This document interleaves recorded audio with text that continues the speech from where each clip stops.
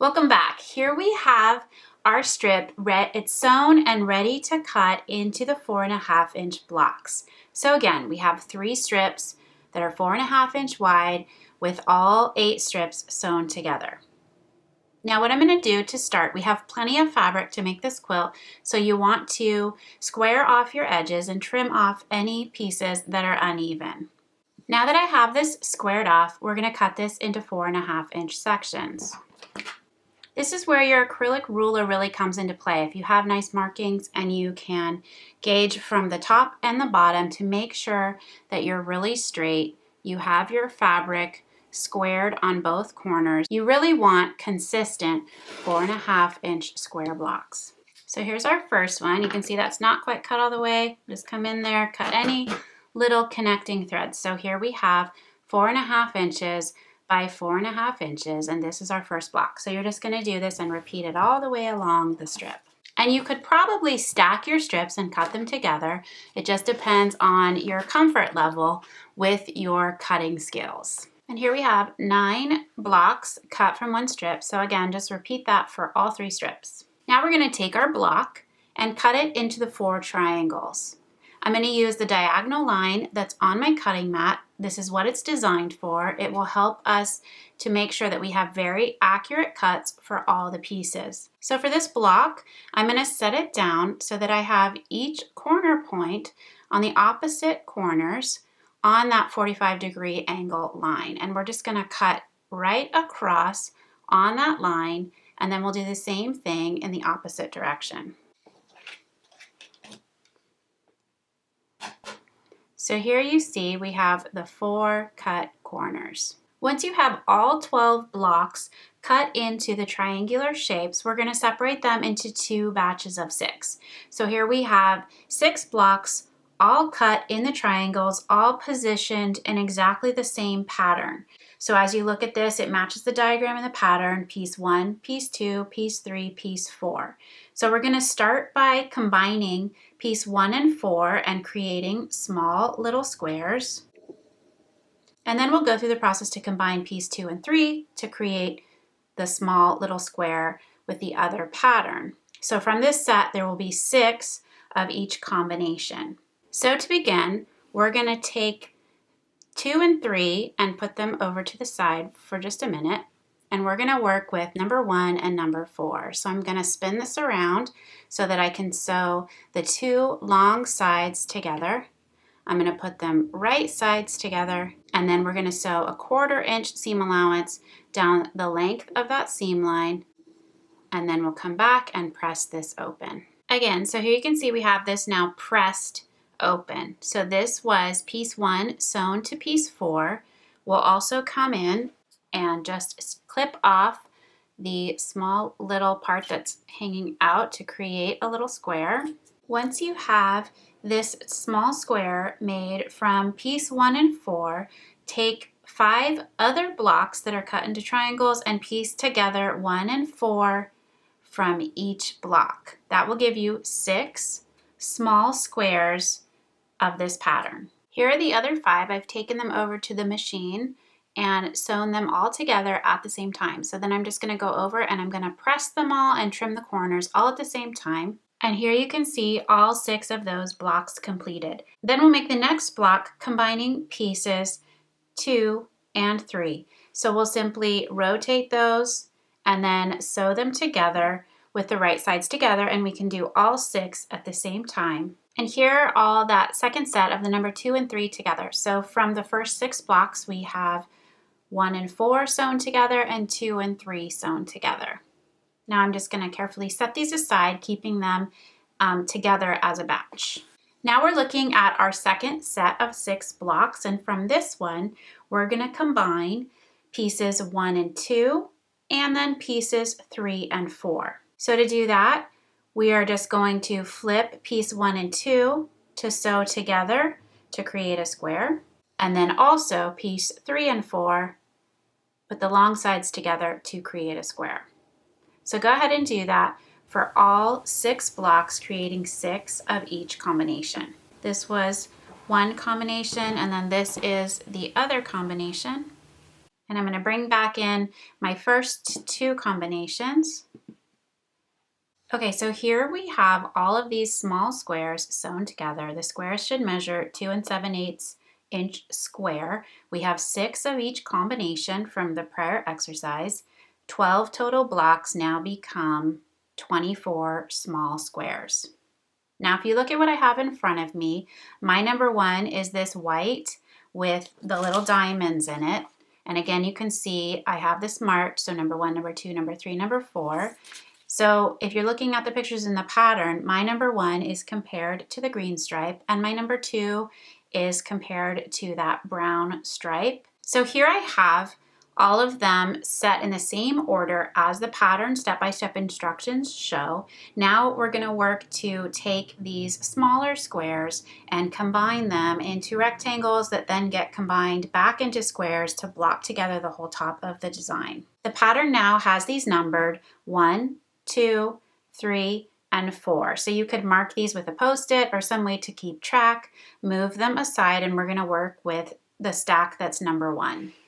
Now we're going to take the number one, we're going to take two pieces. So we're going to take these two and position them so that we have them coming in at a V shape. So this is number one, like the green in the pattern, and it's creating a V. So with right sides together, I'm going to put these on top of each other. We're going to sew a 1/4 inch seam right here along this edge and then press it open. So we have this piece together, and then I have 4 more pieces. So I'm going to go ahead and do the same thing with all of stack number one. So look for mirroring this exact same design. So I'm spinning this around until I see this laying out the same way with the stripes going out to the side and the V in the center.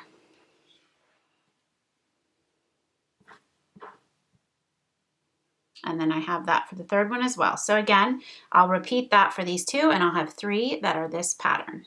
And here they are sewn together. This is batch one, and you might notice here, this one looks a little bit wonky. I think once they're all sewn together, I'm gonna go back and look at them and try to just square them off to make sure that they are actually squared edges and equal in size as we piece the whole thing together. So this is batch one, and I'm gonna just set it aside. Then we have piece 2, and now I'm still working with the same V shape using these, but now we're going to go in the opposite direction. So piece 1 was pointing this way and piece 2 is pointing this way. So we're going to do this for all 3 of these, just like this. And so these together to create the 3 from batch number 2. Here we have batch 2. And you can see here, some of my lines are not exactly right. It is what it is. I'm not perfect at this. We're all still figuring this out, but I think it'll work fine as I sew the quilt together. And again, on some of these, I will straighten out the edges once we're done. So I'm gonna move these.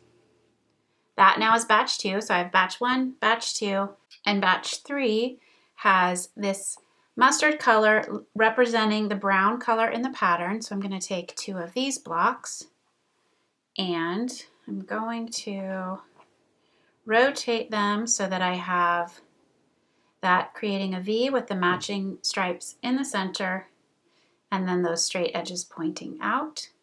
And we will sew 3 of those together.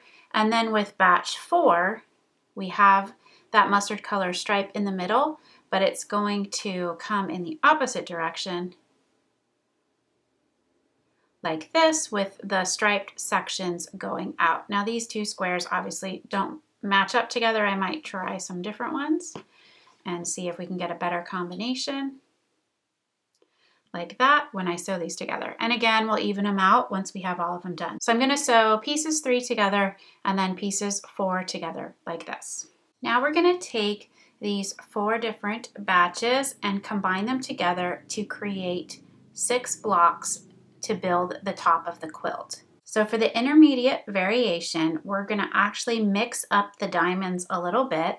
So we take piece 1 and piece 4. We're going to put them together, matching up the diamond even though it's contrasting fabrics. So it's not the same fabrics meeting in the middle, it's mixing it up a little bit. So we take 1 and 4 right sides together, line up all of these seam lines, especially this center seam of connecting the blocks. So we're going to sew that together and then press that seam open, and then we'll repeat that for both of the other 1 and 4 pieces, and then we'll take pieces 2 and 3 and do the same thing. We just move them to create the diamond, and we're going to sew them together and do that for all 3 sets. And here we have them all sewn together. So this is all 6 quilt blocks, and now these are going to be positioned to create the top of the quilt. So to do that, I'm going to move these around a little bit so that we're in the exact same pattern that you're looking at in the pattern. So actually, in the pattern instructions, I feel like it looks a little bit more like this because my mustard color represents the brown color in the pattern and this white represents the green that's in the pattern. So what you're going to end up doing is putting these together like this. And this is going to be the length of the quilt from the top to the bottom. And this is a little bit hard to see in this angle of a camera, so I'm just going to rotate it so that it fills the frame. So first what we're going to do is take block 1, flip it over on top of block 2, and we'll sew these center seams, which are the center if you're looking at it this way, together, and then we'll press that open. So those seams are sewn. I have the seam allowances pressed in the opposite direction. So both of these are pressing towards the left and this one is pressing towards the right, so that when I overlap these and sew them together, the seam allowances are sitting opposite each other, which makes just for a smoother seam. And then we're going to sew right here, and this will get pressed open, and I'll press this seam along the whole width of the quilt open like I did for these interior ones. Here we have that all completed for the top of the quilt. And again, this is the intermediate variation. And if I spin it, you can see this lines up with what is shown in the pattern. So the top of the quilt down to the bottom. I have it spun sideways just so you can see it all in the frame of the camera. So this has been a ton of sewing. We've done so many little pieces and sewing and cutting and piecing and pressing. So now it's time to take a break. And then we're going to come back in part 3 and finish up the quilt by adding the borders, the backing, and the binding.